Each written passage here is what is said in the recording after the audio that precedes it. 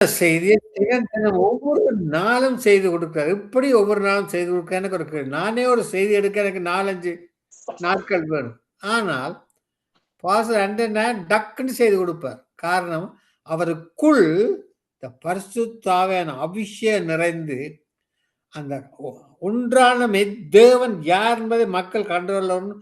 அந்த வாஞ்சையின் தாவும் அவருக்குள் செயல்படுறபடியினாலே அவர் எந்த நேரம் சொன்னாலும் வார்த்தை கொடுப்பார். அது மட்டுமல்ல, அவருடைய பாடல்களும் எனக்கு விருப்பம். காரணம் அவருடைய பாடல்லே ஆறுதலா படித்தாலும் அருமையான கருத்துக்குள்ள பாடல், செய்தி கேட்ட பாடலை கடைசியில படிப்பார்.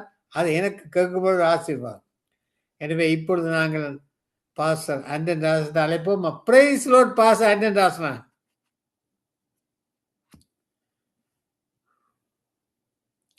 மைக்க ஓன் பண்ணுங்க pastor Anton. Praise Lord Mahendran ஐயா, பிரைஸ் லார்ட் நேயர்களே. ஆமென். இன்றைய நாளிலே நித்திய வருஷத்திலே கடைசி செய்தி கொடுக்க வந்திருக்கிறீர்கள். உங்களுடைய செய்தியை 97 ரேடியோவில் நாங்கள் தொடர்படுத்தி இருக்கிறோம். அது மட்டுமல்ல, யூடியூப், ஃபேஸ்புக்கில் கூட உங்களுடைய செய்தி போய்கொண்டிருக்கிறது. அநேகர் கேட்கிறார்கள், ஆசீர்வாதத்தை பெற்றுக்கொள்கிறார்கள். பாஸ்டர், இப்பொழுது கூட ஒப்பு கொடுக்கிற நீங்கள் வழி நடத்துங்கள். ஆமென். ஆமென். தேவனுக்கு மகிமை உண்டாவதாக. மகேந்திரன் ஐயாவுடைய செய்தி எனக்கு நன்றாக பிடித்திருக்கிறது. உங்களுடைய வழி, உங்களுடைய விளக்கங்கள், தேவனுக்கு மகிமை உண்டாவதாக. நாங்கள் இன்றைக்கு நாங்கள் பார்க்க போகிற காரியம், எந்த நிலையிலும் நாங்கள் சுவிசேஷத்தை பிரசங்கிக்க வேண்டும். நாங்கள் ஒரு ஜெபத்துடன் ஆரம்பிப்போம்.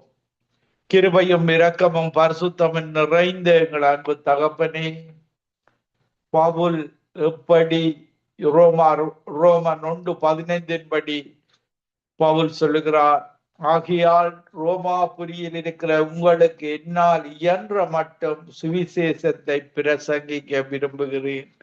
இப்படியாக இந்த கடைசி காலத்துல நாங்களும் தேவனுடைய வார்த்தைகளை, அந்த ஒன்றான மெய்த்தேவனை நாங்கள் அறிவிக்க வேண்டும். ரட்சிக்கப்படுவதற்கு கொடுக்கப்பட்ட ஒரே ஒரு நாமம் ஆண்டவராகிய இயேசு கிறிஸ்துவுடைய நாமம் என்பதை அறிவிக்க வேண்டும். தேவனுடைய ஒரே ஒரு ஆவி, பரிசுத்த ஆவி. அந்த பரிசுத்த ஆவியை எப்படி பெற்றுக்கொள்வது என்பது அறிய வேண்டும். இப்படியாக இன்றைக்கு பரிசுத்த ஆவியை பற்றி மதங்களில் இருக்கிற மனிதர்களுக்கு அறிவில்லாமல் இருக்கிறார்கள். ஆண்டவரே, உம்முடைய அந்த ஒன்றான மெய்த்தேவனுடைய ஆவியை பெற்றுக்கொள்ள கேட்கிற ஒவ்வொருவருடைய இருதயத்திலே நீர் இடைப்படும்படியாக உம்முடைய ஆவி அவர்களோடு இடைப்பட்டு அவர்களை இழுத்து கொள்ளும்படியாக நீர் இரக்கமுள்ள தேவன், பரிசுத்தமுள்ள தேவன். உம்முடைய இவர்களுடைய மனிதர்களுடைய எங்களுடைய கடினமான இருதயத்தை எடுத்து சதையான இருதயமாக மாற்றினீரே. அதே போல உம்முடைய ஆவியை தந்து, பரிசுத்த ஆவியை தந்து 9 விதமான கனிகளையும் வரங்களையும் தந்தீரே. அதே போல இன்றைக்கு பாவத்தில வாழுகிற ஒவ்வொரு மக்கள், சாபத்தில வாழுகிற மக்கள், மதங்களிலே வாழுகிற மக்கள் ஒவ்வொருவரோடு இடைப்பட்டு யோவான் 14:6 நானே வழியும் சத்தியமும் ஜீவனுமாயிருக்கிறேன், என்னாலே அல்லாமல் ஒருவரும் பரலோகம் போக முடியாது.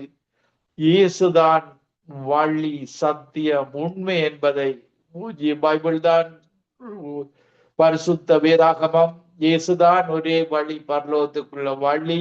அவர் மீண்டுமாக வந்து யோவான் 14 சொல்லப்படி, நான் மீண்டும் வந்து உங்களை அழைத்து செல்வேன்.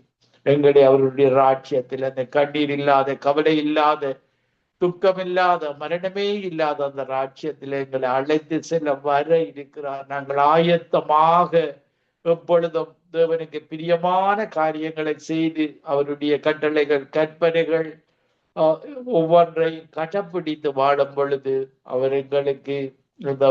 அவரால எங்களுக்கு நன்மைகளை தராமல் இருக்க முடியாது. அப்பாவாக தேவன் இயேசு கிறிஸ்துவின் நாமத்தின் மேல் விசுவாசம் உள்ளவர்களாய் இயேசு கிறிஸ்துவை ஏற்றுக்கொண்டவர்கள் எத்தனை பேர்களோ அத்தனை பேர்களும் தேவனுடைய பிள்ளைகள். இன்றைக்கு உலகத்து அப்பாக்கள் தங்கள் பிள்ளைகளுக்கு நல்ல ஈவுகளை கொடுக்க அறிந்திருக்கும் பொழுது தேவன் இன்றைக்கு நிகழ்ச்சியை கேட்டுக்கொண்டிருக்கிற ஒவ்வொருவருக்கும் பரிசுத்த ஆவியை கொடுப்பது அதிக நிச்சயம் அல்லவா? ஒவ்வொருவரும் பரிசுத்த ஆவியை பெற்றுக்கொள்ள அவருடைய வார்த்தையில நிலைத்திருக்க கிருபை செய்யும்படியாக ஜெபிக்கிறோம். துதி கன மகிமை ஒன்றான மெய்த்தேவனாய் உமக்கு செலுத்தி ஆண்டவரின் இரட்சகருமாகிய இயேசு கிறிஸ்துவின் நாமத்தில் ஒவ்வொருவரையும் ஆசீர்வதித்து ஜெபிக்கிறேன். எங்களை எப்பொழுது நேசிக்கிற எங்கள் நல்ல பிதாவே, ஆமேன்.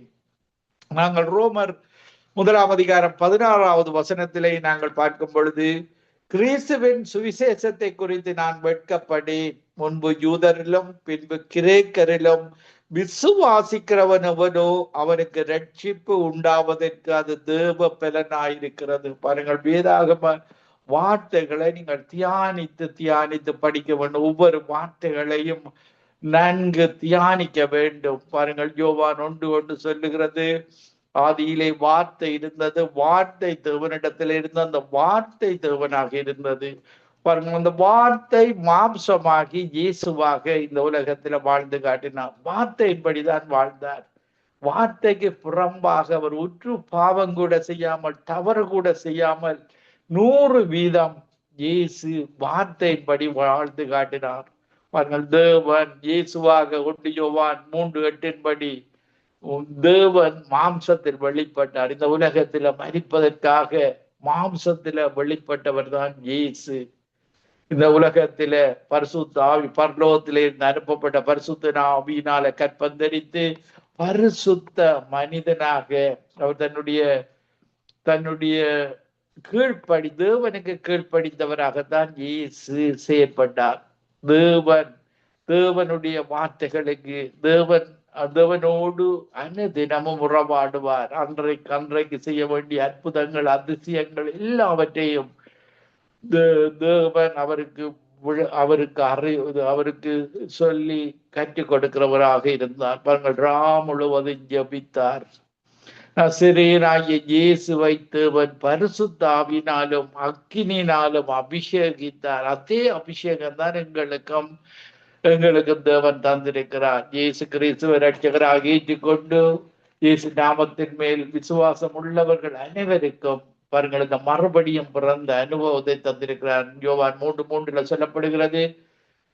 பாருங்கள், நிக்கதேமு ஒரு பரிசேயனாக இருக்கிறான். அவனுக்கு எப்படி மறுபடி பிறக்க வேண்டும் என்ற ஒரு அறிவு இல்லாதவனாக அவன் அந்த சமயத்தை பிரசங்கித்து கொண்டிருந்தான். ஆனால் அவன் இயேசுவை பற்றி கேள்விப்பட்டு இயேசுவிடத்துல வந்து அவன் கற்றுக் கொள்ளுகிறான், எப்படி மறுபடியும் பிறப்பதென்று.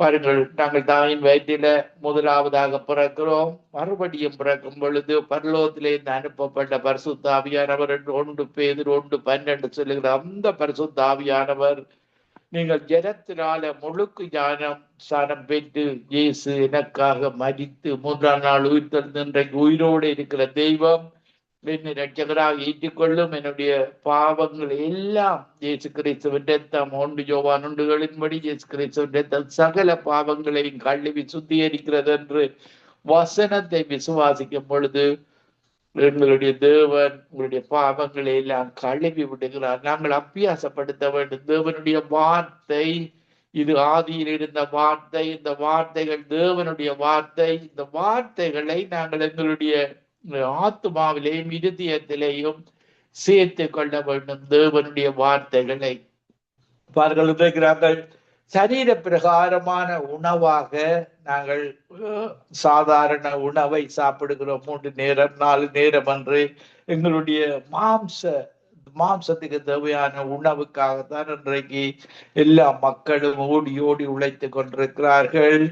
இப்படியா இந்த தேவன் சொல்லுகிறார் மத்தேயு 6:33 தேவனுடைய ராஜ்யத்தையும் நீதியையும் தேடுங்கள், உங்களுக்கு தேவையானது எல்லாவற்றையும் தேவன் தருகிறவராக இருக்கிறார். அவருடைய ராஜ்யம் பாருங்கள், இந்த ராஜ்யம் அவருடைய ராஜ்யமாக வரும் பொழுது இந்த பிசாசு இந்த உலகத்துல கட்டப்படுவான். 1000 வருடங்கள் பிசாசு கட்டப்பட்டு இயேசுவோடு கூட வாழுகிற ராஜ்யம், புதிய வானம் புதிய பூமி உருவாகி இந்த உலகம் ஒரு சாபமான உலகம், இந்த உலகம் ஆதாம் ஏவாள் தேவனுடைய கட்டளைகளுக்கு கீழ்ப்படியாமல் நடந்தது நிமித்தம் இந்த உலகத்தில முள்ளுகள் குறுக்குகள் முளைத்தது. பாருங்கள், ஒரு பெண் பிள்ளை பிறக்கும் பொழுது வருத்தத்தோடு பிள்ளை பெற வேண்டும். கணவன் வேர்வை சிந்தி உழைக்க வேண்டும். பாருங்கள், இந்த விதைகளை நடும் பொழுது பாருங்கள், விதைகள் இந்த களைகளை பிசாசு தான் விதைக்கிறான். பாவத்துக்கு பின்பாக மனிதன் கஷ்டப்பட வேண்டும், துன்பப்பட வேண்டும் என்ற ஒரு சாபம் இந்த உலகத்தில ஒரு மனிதனுக்கு ஏற்பட்டிருக்கிறது. அதே போல பிள்ளை பெறும் பொழுது பெண்களுக்கும் கற்ப வேதனைப்பட்டு பிள்ளை பெற வேண்டி இருக்கிறது. இதுதான் இந்த சாபமான உலகம்.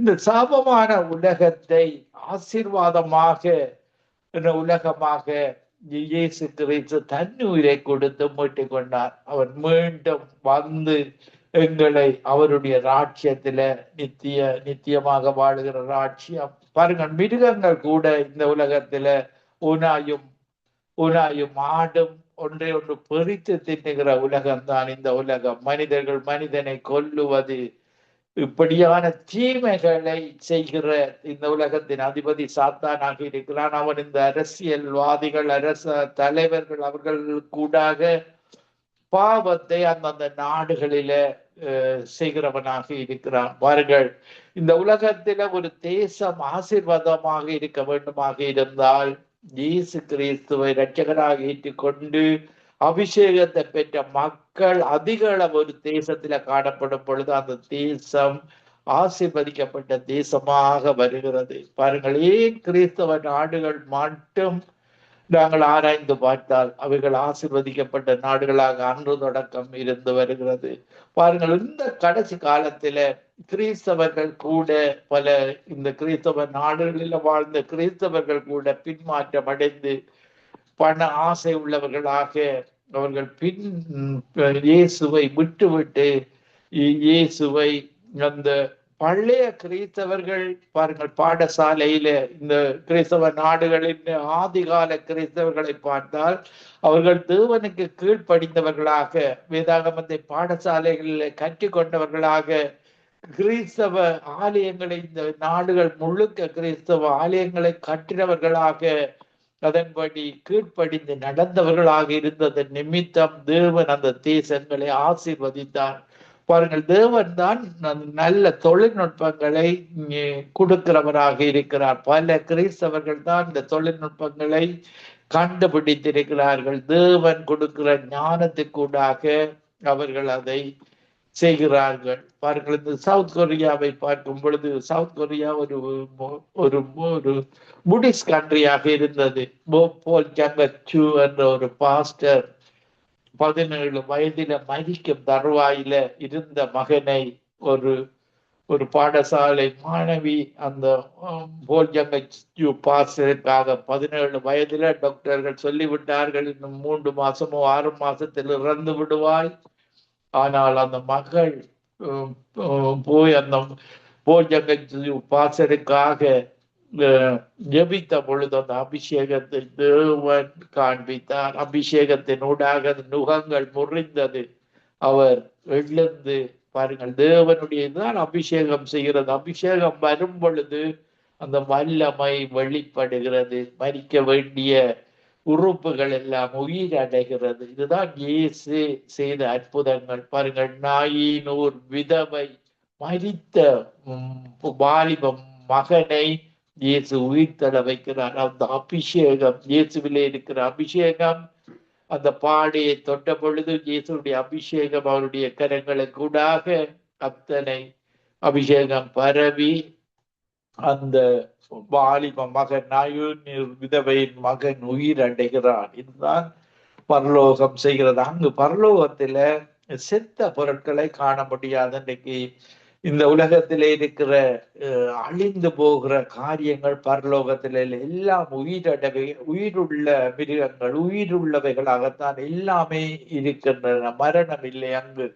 இப்படியான ஒரு ராஜ்யத்துல தான் நாங்கள் வாழ போகிறோம். பாருங்கள், இப்படியாக 70% மேலாக புத்திஸ்ட் நாடாக இருந்த நாட்டை அந்த போர்ஜங்கச்சி ஒரு 70-80 வருட ஊழியத்தில 70-80 வீதமான போனகெயின் கிறிஸ்டியனை அந்த நாட்டில உருவாக்கினார்.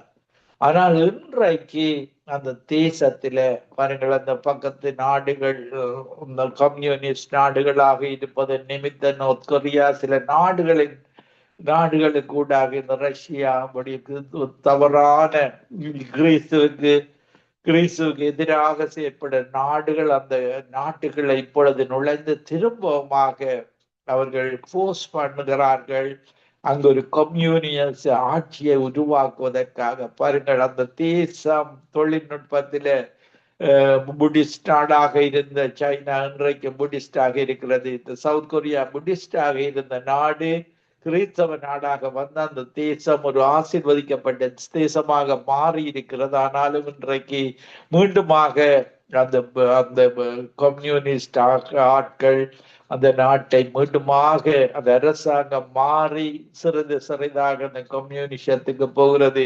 இன்றைக்கு அமெரிக்கா கனடா தேசத்திலும் கூட இந்த அவர்கள் கொள்கைகளை படிப்பிக்கிறார்கள். கம்யூனிஸ்ட் இந்த இப்படியானவர்கள் அவர்கள் தங்களுடைய கொள்கைகளை அவருடைய கொள்கைகளிலே எல்லாரும் ஈக்குவல் என்ற ஒரு தத்துவத்தை தான் அவர்கள் படிக்கிறார்கள். பிராக்டிக்கலாக பார்க்கும் பொழுது அவர்கள் வன்முறையில தான் இந்த கம்யூனிசத்தை கட்டி எழுப்பினவர்கள்.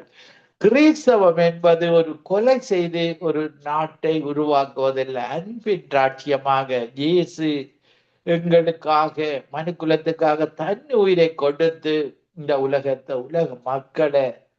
மக்களை காப்பாற்றினார்.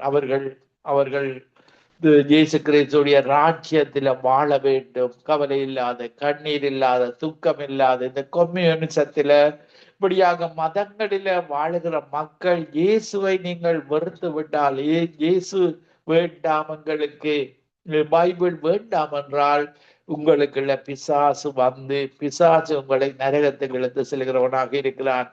தேவன், அந்த மெய்யான தேவன் தான் எங்களுடைய ஆத்துமாக்கள் எல்லாவற்றையும், ஆத்துமா ஆவி தேவனுடையது. இந்த சரீரம் எப்பொழுது அவர்கள் ஆதாம் ஏவாள் பாவம் செய்தார்களோ, 2 விதமான மரங்கள் அந்த இடத்துல இருந்தது ஏதேன் தோட்டத்துல, நடுவில் ஒன்று நன்மை தீமை அறியத்தக்க விருட்சம், மற்ற விருட்சம் எவர்லாஸ்டிங் எப்பொழுதும் வாழுகிற விருட்சம். ஆனால் ஆதாம் ஏவாள் அந்த விருட்சத்தை சாப்பிட்டிருந்தால் இதை மட்டும் சாப்பிட வேண்டாம் என்று தேவன் கட்டளையிட்டார். இந்த நன்மை தீமை அறியத்தக்க விருட்சத்தை, அந்த எவர்லாஸ்டிங் விருட்சத்தை அவர்கள் சாப்பிட்டிருந்தால் அவர்கள் பாவத்துக்கு பின்பு எவர்லாஸ்டிங் ஆக நித்திய வாழ்வை பெற்றுக் கொள்ள முடியும். ஆனால் அவர்கள் தவறான முடிவை எடுத்ததன் நிமித்தம், நன்மை தீமை அறியத்தக்க கனியை உட்கொண்டதன் நிமித்தம் இன்றைக்கு அவர் தேவனின் வார்த்தையின்படி உங்கள் மரணம் ஏற்பட்டிருக்கிறது. எல்லா மனிதர்களும் அந்த கனி கூடாக மரணம் ஏற்படுகிறதோ. தேவன் பாருங்கள், அந்த இடத்தில் அவர்கள் பாவம் செய்த பின்பு திரும்பவும் போய் அந்த எவர்லாஸ்டிங் கனியை உட்கொண்டால் திரும்ப அவர்கள் பாவத்தோடு எவர்லாஸ்டிங்காக வாழுவார்கள். அதற்காகத்தான் அவர் சுடரொளி பட்டயத்தை வைத்து காவல் அந்த ஏதேன் தோட்டத்தை காத்தார். அவர்கள் பாவம் செய்து விழுந்து போனார்கள், மரணம் பாவ சரீரத்தோடு வாழுகிறார்கள். அவர்கள் மீண்டும் அந்த தோட்டத்துக்கு போய் அந்த ஜீவ விருட்சத்தின் கனியை புசியாதபடி தேவன் அதை பரிசுத்தப்படுத்தினார். மண்ணை அந்த இடங்களை பரிசுத்தப்படுத்தினதை நாங்கள் பார்க்கக்கூடியதாக இருக்குது. இப்படியாக பாவத்துக்கு பின்பாக நாங்கள் எல்லோருமே பாவிகளாக வாழுகிறோம். பாருங்கள், ஒரு தேவனுடைய பார்வையில ஒரு பாவம் செய்தால் கூட நாங்கள் பாவிகளாக இருக்கிறோம். இதற்காகத்தான் பாவம் இல்லாத இயேசு எங்களுக்காக பாவமானார். சாபம் இல்லாத இயேசு இந்த சாபப்பட்ட இந்த மக்களுக்காக இன்றைக்கு சாபம் மனித குலத்துக்கு வந்தது பிசாசு கூடாக. அந்த சாபத்தை நீக்குவதற்காக, இந்த உலகத்தின் பாவத்தை நீக்குவதற்காக பாருங்கள், இயேசு சிலுவை மரணத்தை ஏற்றுக்கொண்டார். முள்முடியால சாபம் நீங்கிறது, அவருடைய இரத்தத்தினால எங்களுடைய பாவம் கழுவப்படுகிறது. இதற்குத்தான் நாங்கள் இந்த மக்கள் ரட்சிக்கப்பட வேண்டும். பாருங்கள், இந்த ஆத்துமாக்கள், இந்த எல்லா ஆத்துமாக்களும் தேவனுடைய ஆத்துமாக்கள். நீங்கள் எந்த மதத்தில பாவத்தில வாழ்ந்தாலும் இந்த ஆத்துமா தேவனுடைய சாயலாகவன் ரூபத்தின்படிதான் மனிதன் படைக்கப்பட்டான். அவன் பிசாசினால இந்த ஆத்துமா திருடப்படக்கூடாது என்பதற்காகத்தான் இயேசு இரத்தம் சிந்தி மரித்தார். இது பிசாசு ஆத்துமாவை திருடினால் பிசாசுக்கு ஒதுக்கப்பட்ட இடம்தான் நரகம். விழுந்து போன தூதர்களுக்காக ஒதுக்கப்பட்ட இடம்தான் நரகம்.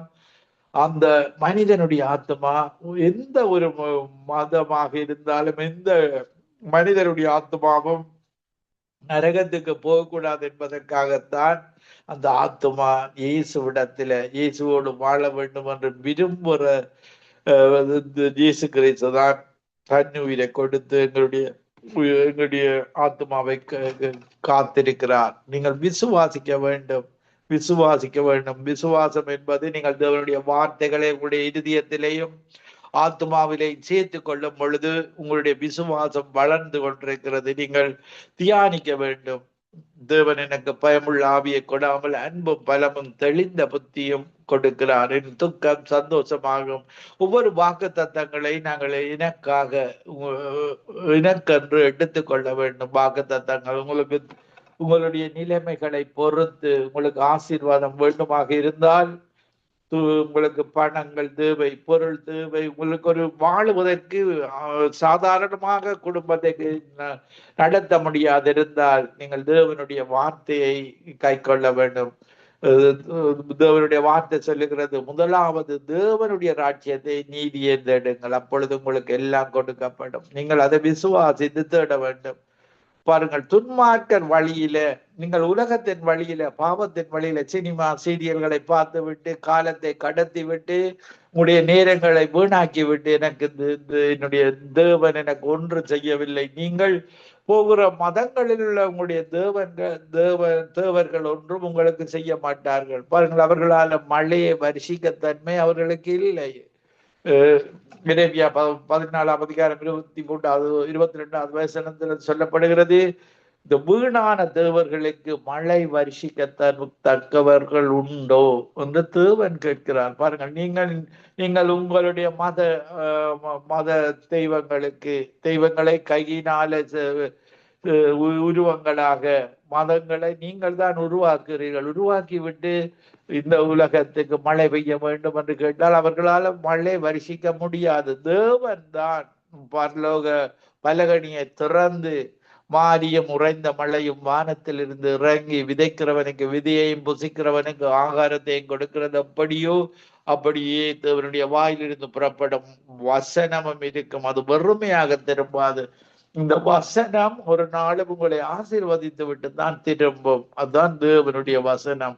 இது அழியாத வசனம். பாருங்கள், இந்த வசனம் தான் எங்களை வாழ வைக்கும். இந்த வசனத்தின்படி வாழும் பொழுதுதான் எங்களுக்கு பரலோக நிச்சயத்தை பெற்றுக் கொள்ள முடியும். பரிசுத்த ஆவியின் அபிஷேகத்தை பெற்று பாருங்கள், யோசேப்பை போல யோசேப் பாவம் செய்யக்கூடாது. பாவம் செய்யும் பொழுது தேவனுக்கு எதிராக நாங்கள் செயற்படுகிறோம், பிசாசுக்கு இடம் கொடுக்கிறோம். பிசாசு அந்த இடத்துல வந்து உங்களை அடிக்ஷன் ஆக்கி அந்த பாவத்தை கூடாக ஏதாவது ஒரு பாவத்தை நீங்கள் செய்வீர்களாக இருந்தால் அது அடிக்ஷனாக உங்களுக்கு வந்து குடிப்பழக்கம், பச்சாரம், வேசித்தனம், இப்படியான காரியங்களை அடிக்ஷனாக ஆக்கி பிசாசு உங்களை இறுதியாக உங்களுடைய ஆத்மாவை நரகத்தில தள்ளும்.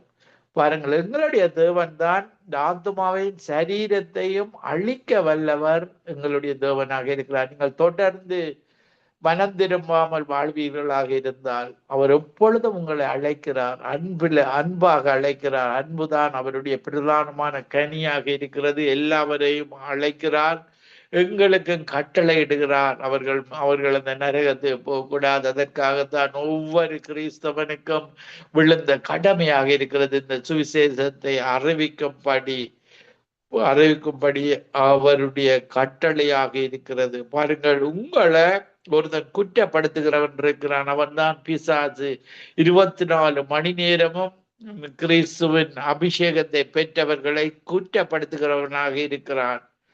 பாருங்கள், நாங்கள் வெளிப்படுத்தின விசேஷம் 12ஆம் அதிகாரம் 14வது வசனத்தில அப்பொழுது வானத்திலே ஒரு பெரிய சத்தம் உண்டாகி, இப்பொழுது ரட்சிப்பும் வல்லமையும் நமது தேவனுடைய ராஜ்யமும் அவருடைய கிறிஸ்துவின் அதிகாரமும் உண்டாயிருக்கிறது. பாருங்கள், ஒரு நாள் தேவனுடைய ராஜ்யத்துல நாங்கள் வாழப் போகிறோம். இதுதான் நிச்சயம். இந்த வானமும் பூமியும் ஒழிந்து போகும், அவருடைய வார்த்தைகள் ஒழிந்து போகாத ராஜ்யம். அழியும் இந்த உதடுகளை கொன்று அழியாத ஒரு ராஜ்யத்துல நாங்க வாழப் போகிறோம். அதை நீங்கள் நம்பிக்கையோடு எதிர்பார்த்திருக்க வேண்டும். பாருங்கள், நான் போய் உங்களுக்காக ஒரு ஸ்தலத்தை ஆயத்தம் பண்ணின பின்பு நான் இருக்கும் இடத்துல நீங்கள் இருக்கும்படி உங்களை மீண்டும் வந்து அழைத்து செல்வேன். பாருங்கள், அன்றைக்கு 33 வயதுல சொன்ன வார்த்தை இந்த கடைசி காலத்துல மீண்டுமாக வந்து உயிர்த்தெழ வைத்து அவரோடு கூட வாழுகிற வாழ்வு பாருங்கள் உண்டாயிருக்கிறது. இரவும் பகலும் நம்முடைய தேவனுக்கு முன்பாக நம்முடைய சகோதரர் மேல் குற்றம் சுமத்தும் பொருட்டு அவர்கள் மேல் குற்றம் சாட்டுகிறவன் தாழ தள்ளப்பட்டான். பாருங்கள், பிசாசுடைய தூதர்களும் அப்படியே தள்ளப்பட்டு போவான். மரணம் நேரிடுகிறதா இருந்தாலும் அதற்கு தப்பும்படி தங்கள் ஜீவனையும் பாராமல் ஆட்டுக்குட்டியின் இரத்தத்தினாலும் தங்கள் சாட்சியின் வசனத்தினாலும் அவனை ஜெயித்தார்கள். பாருங்க, நாங்கள் சாட்சியின் வசனம் எங்களை எப்படி அவர் ரட்சித்தார், எப்படி அவர் எங்களுடைய இரத்தத்தை கழுவினார். பாருங்கள், எங்களை பரிசுத்த ஆவியினாலே நிரப்பி அவருடைய வார்த்தையின்படி வாழ வைக்கிறார். நாங்கள் உலகத்துக்கு ஒளியாக, இயேசு எப்படி உலகத்துக்கு ஒளியாக இருந்தாரோ அதே போல எங்களையும் மலை மேலுள்ள ஒரு பட்டணமாக மாற்றி இருக்கிறார். இந்த சர்வ உலோகத்துக்கும் இந்த ரேடியோவு கூடாக அவருடைய வார்த்தையை அறிவிக்க எங்களை தெரிந்து கொண்டார். அவர்தான் இரட்சகர் என்பதை இந்த உலகம் முழுவதும் அறிந்து கொள்ள 1 பேதுரு 1:12 சொல்லுகிறது, பரலோகத்திலிருந்து அனுப்பப்பட்ட பரிசுத்த ஆவியினாலே உங்களுக்கு சுவிசேஷத்தை பிரசங்கித்தவர்களை கொண்டு இவைகள் இப்பொழுது உங்களுக்கு அறிவிக்கப்பட்டு வருகிறது. இவைகளை உற்று பார்க்க தேவதூதரும் ஆசையாயிருந்தார்கள். பாருங்கள், பழைய ஏற்பாட்டு காலத்துல பரிசுத்த ஆவியானவர் இந்த லீடர்ஸ் மட்டும்தான் இந்த பரிசுத்த ஆவியை பெற்றுக் கொள்வார்கள். புதிய ஏற்பாட்டு காலத்துல இயேசு இன்னைக்கு விசுவாசிகளுக்கும் பரிசுத்த ஆவியை பெற்றுக் கொள்கிறார்கள். எல்லாருக்கும் பரிசுத்த ஆவி பொழிந்தருளப்படுகிறது. ஊழியக்காரர்களுக்கும் எல்லாருக்கும் நீங்கள் அவருடைய வார்த்தைகளின் படி நடக்கும் பொழுது அவர் இருதயத்தை பார்க்கிறவர். மனிதர்கள், மதங்களில இருக்கிறவர்கள், உலக மக்கள் அவர்கள் முகத்தை பார்ப்பார்கள், அவருடைய பொருட்களை பார்ப்பார்கள், காரை பார்ப்பார்கள், வீடுகளை பார்ப்பார்கள். ஆனால் தேவனோ இருதயத்தை பார்க்கிறவர். பாருங்கள், அவர் தாவீதை தெரிந்தெடுக்கும் பொழுது பாருங்கள், அந்த தாவீது ஒரு கடைசி மகனாக குடும்பத்தில தனித்து விடப்பட்டவனாக ஆடு மேய்ப்பவனாக இருந்தவனை இருதயத்தை பார்க்கிறார். அவன் தனது இருதயத்துக்கு ஏற்றவனாக தெரிந்து கொள்கிறார். பாருங்கள், அவனுடைய சகோதரர்கள் அந்த படையில இருக்கிறார்கள், சவுலின் படையில. ஆனாலும் அந்த தாவீதை தேவன் தெரிந்தெடுத்து அபிஷேகித்து அந்த சங்கீதத்தை எழுதி பாருங்கள், சங்கீதத்தை ஆடு மேய்ப்பவனை கொண்டு எப்படி எங்களுடைய மேய்ப்பர் இயேசுதான் எங்களுடைய மேய்ப்பர், நாங்கள் ஆடுகளாக, நாங்கள் கர்த்தரங்கள் மேய்ப்பராக இருக்கிறார், நாங்கள் தாட்சி அடையோம். அவர் எங்களை புல்லுள்ள இடங்கள், எப்படி ஆடுகளுக்கு அவர் புல்லுள்ள இடங்களில கொண்டு போய் மேய்ப்பது போல எங்களுக்கு தேவையான உணவு, தண்ணீர் எல்லாவற்றையும் தந்து சத்துருக்களை எங்களை பார்க்கும் பொழுது பாருங்கள், எங்களை அபிஷேகத்தினால நிறைத்து சத்துருக்களுக்கு முன்பாக எங்களுக்கு ஒரு பந்தியை ஆயத்தப்படுத்தி, இதுதான் நாங்கள் அப்பத்தையும் இரத்தத்தையும் உட்கொள்ளுகிறோம். பந்தியை ஏற்படுத்தி சத்துருக்களுக்கு முன்பாக எங்களுக்கு ஒரு பந்தியை ஆயத்தப்படுத்தி எங்களை எண்ணெயினால் அபிஷேகம் பண்ணுகிறார்.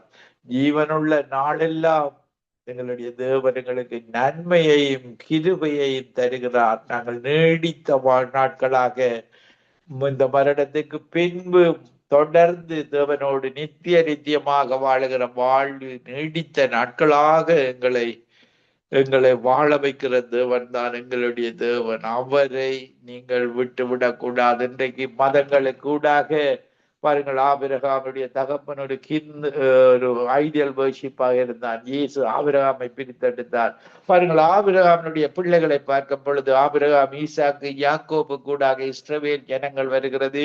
இஸ்ரவேல் ஜனம் ஆசீர்வதிக்கப்பட்ட சனமாக. ஆபிரகாம், ஈசாக்கு, யாக்கோபு, இஸ்மாயிலு கூடாக இஸ்மாயில் பாருங்கள், இஸ்மாயிலு கூடாக அந்த ஆபிரகாமுடைய வேலை செய்த அந்த வேலைக்கார ஆகாரோடு பிறந்த பிள்ளைதான் இஸ்மவேல். அவன் ஒரு துஷ்டன் என்று வேதாகமம் சொல்லுகிறது. இப்படியாக அந்த துஷ்டனுக்குள்ளாக இன்றைக்கு முஸ்லீம் மதம், இஸ்லாம் மதம் வந்தது. பாருங்கள், ஆபிரகாம், ஈசாக்கு, யாக்கோபு கூடாக தாவீது கூடாக இயேசு மாம்சத்துல பிறக்கிறார். அந்த மாம்சத்துக்கூடாக வந்த இயேசு சிலுவையில மரித்ததுக்கு கூடாக ஒவ்வொரு அபிஷேகம் பண்ணப்பட்ட போனகையும் கிறிஸ்தியனும் ஆசீர்வதிக்கப்படுகிறார். மரத்தில் தூக்கப்பட்டவனும் சபிக்கப்பட்டவன் என்று எண்ணுகிறபடி இயேசு எங்களுக்காக சாபமாகி அந்த சாபங்களை எல்லாம் ஆசீர்வாதமாக மாற்றியிருக்கிறார். இதற்கு நாங்கள் அவருடைய வார்த்தைக்கு கீழ்ப்படிந்து நடக்கும் பொழுது ரோமர் 10:14 சொல்லுகிறது, விசுவாசம் கேள்வியினால வரும், கேள்வி தேவனுடைய வசனத்தினால வரும். இப்படியான தேவன் மறுபடியும் பிறக்க வேண்டும் என்று சொல்லுகிறார். யோவான் 3:5 ஒருவன் ஜலத்தினாலும் ஆவியினாலும் பிறவாவிட்டால் தேவனுடைய ராஜ்யத்தில் பிரவேசிக்க மாட்டான் என்று மெய்யாகவே மெய்யாகவே உங்களுக்கு சொல்லுகிறேன். மாம்சத்தில் பிறப்பது மாம்சமாயிருக்கும். தாயின் வயிற்றில மாம்சத்துல பிறக்கிறோம். பரிசுத்த ஆவியானவரை பெற்று பிறப்பது, அதுதான் மறுபடியும் பிறக்கிற வாழ்வு, தேவனுடைய ஆவியை பெற்றுகிற வாழ்வு. 2 கொரிந்தியர் 4:3 சொல்லுகிறது, எங்கள் சுவிசேஷம் மறைப்பொருளாக இருந்தால் கெட்டு போகிறவர்களுக்கு அது மறைப்பொருளாக இருக்கும். தேவனுடைய பாருங்கள், 2 கொரிந்தியர் 4:4 சொல்லுகிறது, தேவனுடைய சாயலாய் இருக்கிற கிறிஸ்துவின் மகிமையான சுவிசேஷத்தின் ஒளி அவிசுவாசிகளாகி அவர்களுக்கு பிரகாசமாயிராதபடிக்கு பிரபஞ்சத்தின் தேவனானவன் அவர்களுடைய மனதை குருடாக்கினான். பாருங்கள், இந்த மதங்களில குருட்டு ஆவி ஒரு இந்த பிரசங்கத்தின், இந்த உலகத்தின் அதிபதி அவருடைய மனங்களை குருடாக்கி வைத்திருக்கிறான். பாருங்கள், கருப்பு உருவங்களை செய்து அதுக்குள்ள விக்கிரகங்களை, மாந்திரியங்கள், அதுகளை அந்த விக்கிரகங்களுக்கு கீழே வைத்து இன்றைக்கு இந்த மதங்களில வாழுகிற மக்கள் குருடாக்கி வைத்திருக்கிறார். இன்றைக்கு நாங்கள் பார்க்கும் பொழுது ஆபிரகாமுடைய தகப்பன் மத வழிபாடுள்ளவராக இருந்தான். பாருங்கள், அவர்கள் இன்றைக்கு அந்த மக்கள் 2000 ஆண்டுகளாக அவர்கள் வஞ்சிக்கப்பட்டு தகப்பன் செய்கிற மத வழிபாடு மகனுக்கூடாக, அடுத்த சந்ததி கூடாக, இப்படியாக 20 சந்ததிகளுக்கூடாக, 20க்கு மேற்பட்ட சந்திகளுக்கூடாக 2000க்கு மேற்பட்ட ஆண்டுகளாக வஞ்சிக்கப்பட்டு கொண்டு வருகிறார்கள். பாருங்கள், பிசாசு இதைத்தான் செய்கிறான். மகனை பிடிப்பான், மகனுடைய மகனை பிடிப்பான். இன்றைக்கு பாவம் இலங்கை இந்து மக்கள் இன்னும் இறுதியத்தை கடினமாக்கி கொண்டு போறாங்க. இந்து மக்களுக்கு இறுதியை கடினப்பட்டு போகிறது. பாருங்கள், இஸ்லாம் மக்கள் ஓரளவு ரட்சிப்பை இயேசுவை ஏற்றுக்கொள்ளுகிற அளவுக்கு வந்திருக்கிறார்கள். பாருங்கள், இந்து மக்களுடைய இருதயம் பிசாசினால கடினப்பட்டிருக்கிறது. இவர்கள் மனம் திரும்ப வேண்டும். இயேசுதான் அவர்களை மனம் திரும்ப வைக்க வேண்டும். நான் ஒரு சிறிய பாடலை பாடி உங்களுக்காக ஜெபிக்கிறேன். அல்லேலூயா, thank you Jesus. இந்த காலத்துல நாங்கள் அவருடைய விதையை அறிவிக்க வேண்டும். பாருங்கள், தேவன் சொல்லியிருக்கிறார், இந்த சுவிசேஷம் சகல ஜாதிகளுக்கும் பிரசங்கிக்கப்பட வேண்டும். பாருங்கள், இந்த பிசாசு செய்கிற காரியங்கள், ஆவிகள் எங்களுடைய தேவன் தருகிற ஆவி, பரிசுத்த ஆவி, பிசாசனுடைய ஆவிகள் துரைத்தனங்களோடும் அதிகாரங்களோடும் வானமண்டலத்தில் உள்ள பொல்லாத ஆவிகளின் சேனைகள், இந்த சேனைகள் எல்லாம் இந்த மத மக்களை பிடிச்சு கொள்ளும். மதத்தை இன்னும் கடினமாக்கும். பாருங்கள், பார்வோன் இருதயம் கடினப்பட்டது. உங்களுடைய இருதயம் சில வணக்கம் உள்ள ஒரு இருதயம் கடினப்படும் பொழுது பாருங்கள், பார்வோனின் சேனைகளையும் கடலில் அழிந்தது போல எங்கள் மனம் திரும்பாத பட்சத்துல இந்த மத வழிபாடுள்ள மக்கள் எல்லாரும் பாருங்கள், அவர்களை தேவன் கைவிட்டு விடுவார். நீங்கள் மனம் திரும்ப வேண்டும். இயேசு இரக்கமுள்ளவர், மன்னிக்கத்தான் அவர் விரும்பி உங்களை அழைக்கிறார். எல்லாருக்கும் உங்களை நேசிக்கிறார். அவர் நரகத்துக்கு போய் பிசாசோட வாழுகிற வாழ்வு அவர் அவருடைய சாயலாக படைக்கப்பட்ட எந்த ஒரு மனிதனுக்கு நடக்கக்கூடாதுன்னு ஒரு விருப்பத்தோடு தான் இயேசு இந்த சுவிசேஷத்தை அறிவிக்கும்படியாக எங்களுக்கு கண்டு தருகிறார். நான் ஒரு பாடலை பாடி உங்களுக்காக ஜெபிக்கிறேன். இது விதைக்கின்ற காலம் அல்லவா, நாம் செயலாற்றும் நேரம் அல்லவா, உறங்காமல் நாமும் விரைந்தோடி எங்கும் சுவிசேஷ விதை தூவுவோம். ராக்காலம் வருகின்றதே, அதன் சாயல் தெரிகின்றதே, ஒளியுள்ள காலம் முடிவாகும் முன்னே உன் சேவை நிறைவேற்றிடு. திறப்பின்னோள் வாசல் எங்கே,